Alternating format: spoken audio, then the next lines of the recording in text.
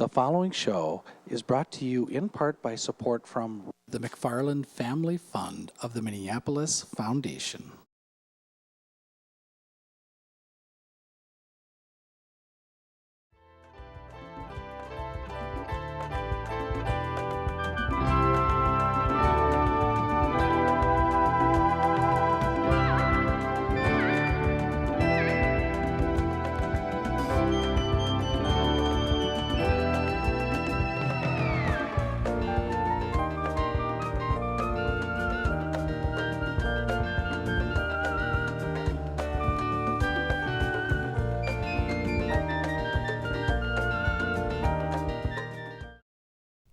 Hello and welcome. I'm talking tonight as part of the leadership series with a giant in the field of leadership in Minnesota. Win Wallin is my guest. Winston grew up in Minneapolis. He's a real Minneapolis product. He went to South High School and graduated in 1943, then went into the Navy for a couple years and came back and went to the University of Minnesota, which has been an important place for you ever since, hasn't it? Yes.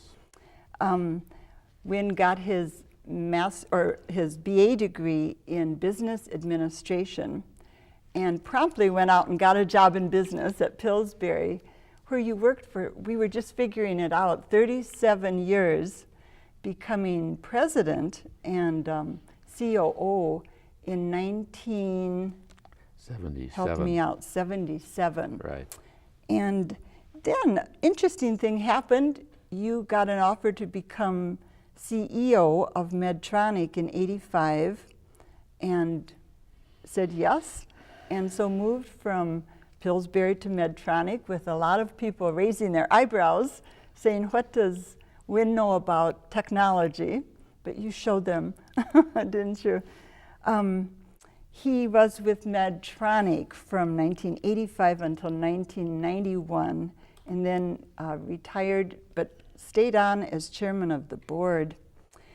And speaking of boards, he has been an important figure on lots and lots of boards here, and I want to just list a few of them. You've been a board member at Cargill, First Bank, Bemis, SuperValue, the Sioux Railroad, and then he's been a director or trustee at Abbott Northwestern, at Carleton, the Minneapolis Foundation, the Institute of Arts, the University of Minnesota Foundation. You have been a busy board member, Win. Very, very busy. Well, I like to always ask my leaders that are on the show, what's been the greatest challenge? And I want to jump right to that question with you. As a leader, what do you think pushed you on, was the most difficult time for you? Well, I think the probably the most difficult job that I ever undertook was going to Medtronic. It was also the most satisfying one. But when I went to Medtronic, people were kind of inquiring as to what did this fellow who grew up in the grain business and ended up selling hamburgers for Burger King and so forth, what did he possibly know about high tech? And it was a good question, but everything seemed to turn out fine. You said in some articles I read about you that you didn't feel you had to know all the details. In fact, you were quoted as saying too many leaders focus too much on the detail. And I think Thoreau put it well. He said, details can fritter away one's life. How were you able to convince your board at Medtronic and the other executives that you didn't need to know everything about pacemakers or defibrillators? Well, I decided early on that I couldn't spend the time to try to figure out how pacemakers worked or in defibrillators. No one knew how. We developed that. But I think the key to success there is to recognize the people who do know, because obviously people have to know. The company has to have people that know about that. So I ended up setting up a management team and trying to get the strategy of the company straight and decide what we were going to try to do.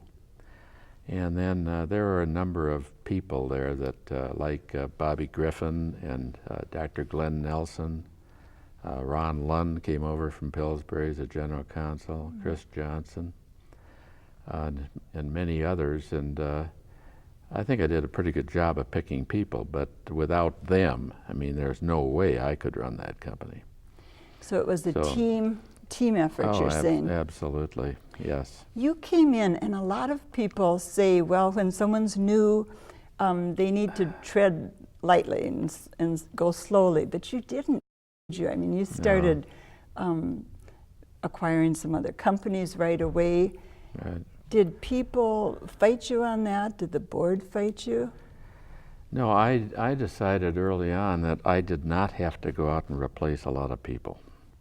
That there was a lot of talent in the company that hadn't had the opportunities to really do what they could do. And so we just started to go to work to figure out what we're going to do, and so there wasn't all the turmoil about new people in there or whatever. And they all really seemed to apply themselves, and you know, if you're working on something and trying to achieve something, all this other baloney kind of falls away. You know, everybody's so busy with their own job that. Art Collins said that you were someone who really expected people to work hard, but also you had a lot of fun along the way. Yeah, we try to have a good time. You were chosen as Minnesotan of the month, or of the year, of the year, back in '97. I'd love to have the camera zoom in on this. I was telling you, you haven't changed, but in terms of leadership, why do you think you were chosen, and what do you think are the essential qualities of a good leader? Well, I think that, you know, I'm no expert on leadership. I frankly haven't spent hardly any time ever thinking about it. Bill George would not like to hear that. Well, he has his way and I have mine, but I've never read a book about it, and I'm just kind of, I don't know, I think that... A natural?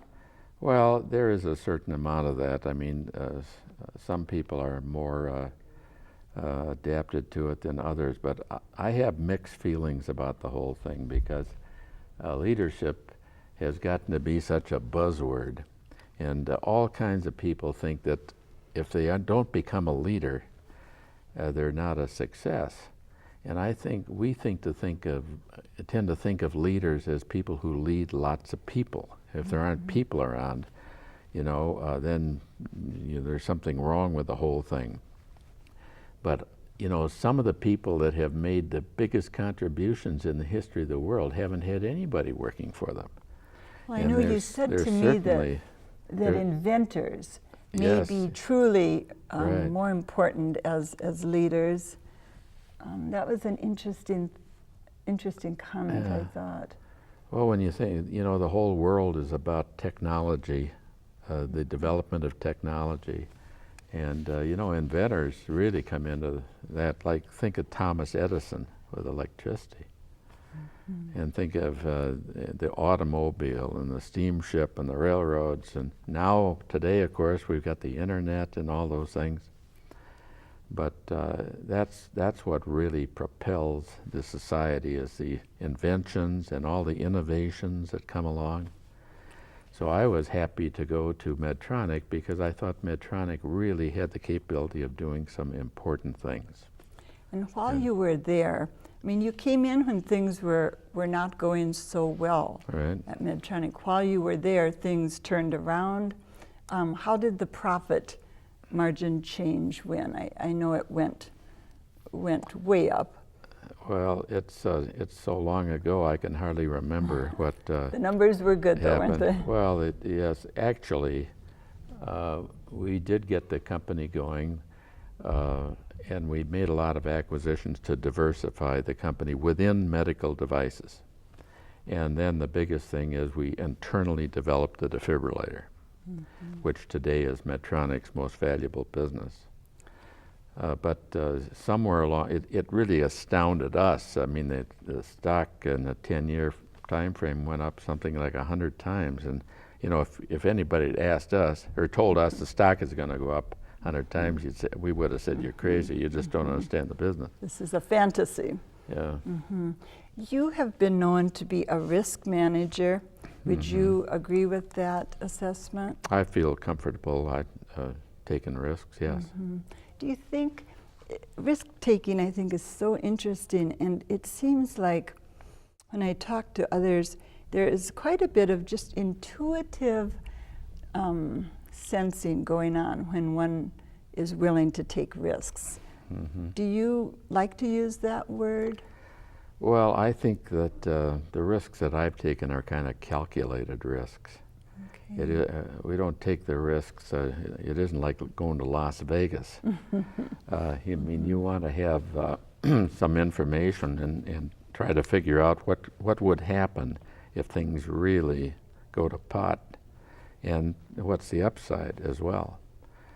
So, but in the business world, especially something like high tech, where things are moving so fast, you can't wait around for all the information. You have to make decisions based on maybe 70% or 80% of it, but the risks are calculated. That's an important differentiation. Right now, we're hearing a lot about North Korea as we tape today on October 9th.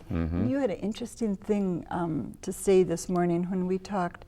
You said technology can really be our friend, but it can be our enemy.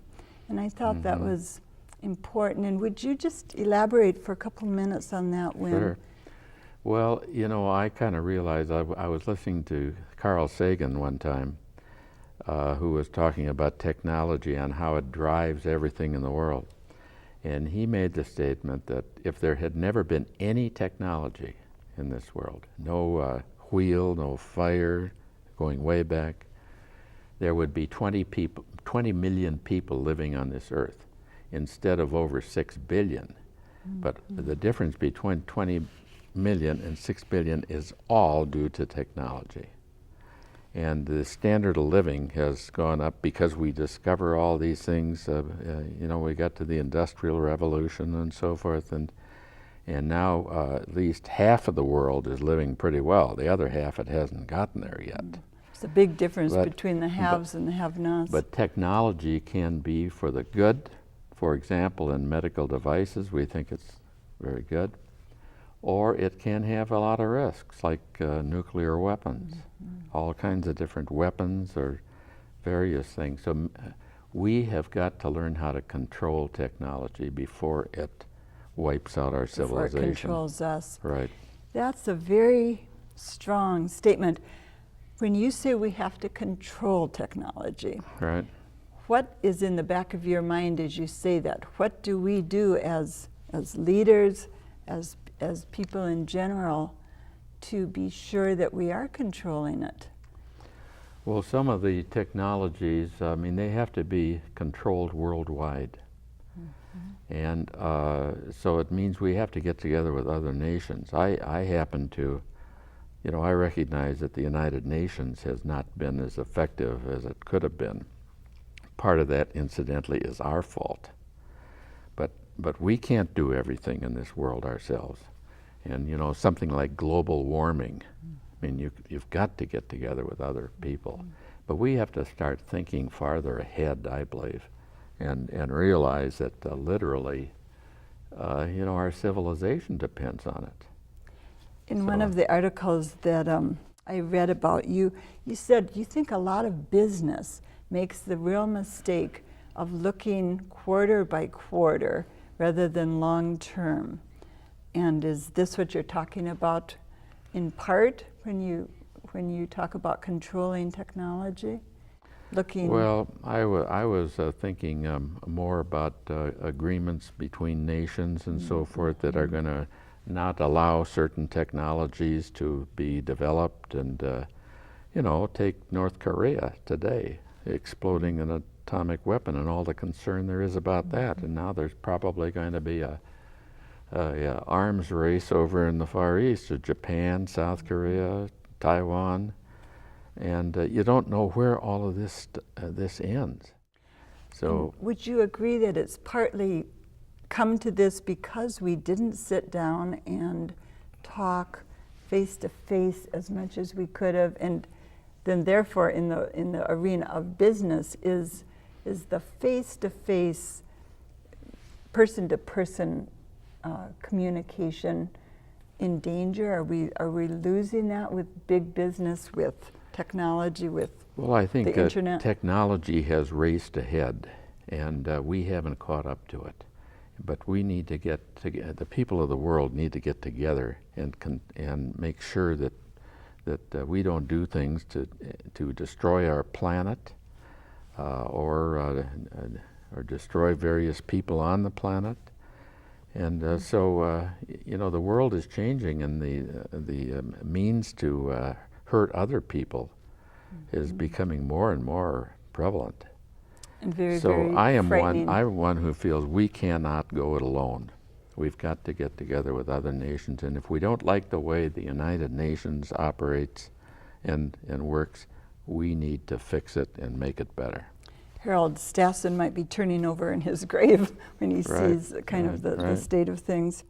In terms of our young people, you have put tremendous energy and resources too into scholarships, Win, and I just want to mention this because it's a cause that is maybe your favorite cause, along with your wife, Maxine. That's right. You started out giving scholarships just to the kids from South High School. Right. And this kind of has mushroomed, hasn't it, or snowballed. Right. Tell us just a bit about it. Well, we had scholarships for 8 years at South High School, and then we expanded to all of the Minneapolis public schools, to the graduates of the Minneapolis public schools. So any child from any high school in the city of Minneapolis who has financial need, and could apply. The majority of kids do have financial need in the public schools. Nowadays, that's true. Yes. And so we have selection committees at all of the high schools, and we give scholarships that are targeted at about half of the tuition at the University of Minnesota, although our kids go to all kinds of schools. So they don't have to go to the U. No, and these are 4-year scholarships. A few other people have joined us, but together we have 700 or 800 kids in with our scholarships. We have about 600 students, I think, in college right now with our scholarships. The good news is, even though they're poor kids, about 70 to 80% are graduating from 4-year college in 5 years. That statistic is wonderful. It is. You said to me just earlier today that you think education is the great leveler. Right. That is, of course, something I've heard before, but obviously that's something that drives you with this program, that belief. How do you know, though, Winston, when the kids get the scholarship that they're going to still be motivated and the right kind of person to give it to 2 years down the road, 3 years after they get it? Do they have to well, they have to regularly? perform. First of all, they have to be good enough so that they are retained in the college that they're going to. And we also require that they have a 3.0 grade average. Oh, that's, And, I didn't know that. So we do have some teeth in it. But if they meet that, which isn't an impossible level, if they meet that, they continue for 4 years. And so that's an a few important of them have such poor grades that they drop out, but not very many. Well, But you expect quite a lot then of these young people. We expect 70 to 80% are going to graduate, yes. Some recent news came out about the athletes at the U who were getting scholarships, and rather a dismal academic picture on their part. We just have a few minutes left, but I want to ask you about some things that are going on right now that I think the public would love to get your take on. And one is the Hewlett-Packard situation with Patty Dunn having an indictment right now for the relationship with the board and the media. What do you think of this, Win? Well, you know, I've been on quite a number of boards, some big companies and small companies. I have never seen a situation like that. I mean, there, as I understand it, they had one board member who was giving information to the newspapers or magazines, so the company was losing their confidential information. And incidentally, they were passing inside information out of the company. And so that's how it all started. And I think there were like 3 people on that board that were really irritated with each other. And it is a dilemma as to what would you do about a situation like that. If you were the CEO at HP, what, just off the top of your head, this is a big question, but what would you do with this board and with this situation? If I had somebody leaking information, I think probably I would have called the Securities Exchange Commission and told them what was happening there. And I might have even called the FBI after I talked to the general counsel. I don't think I would have done what the chair did of Hewlett-Packard, which was, you know, to start this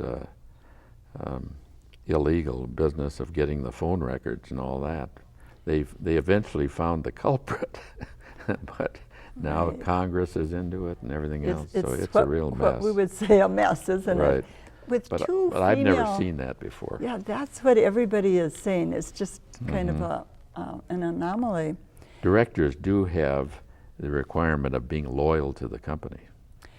And you have usually said, or consistently said, that the directors really delegate to the CEO. Am I right?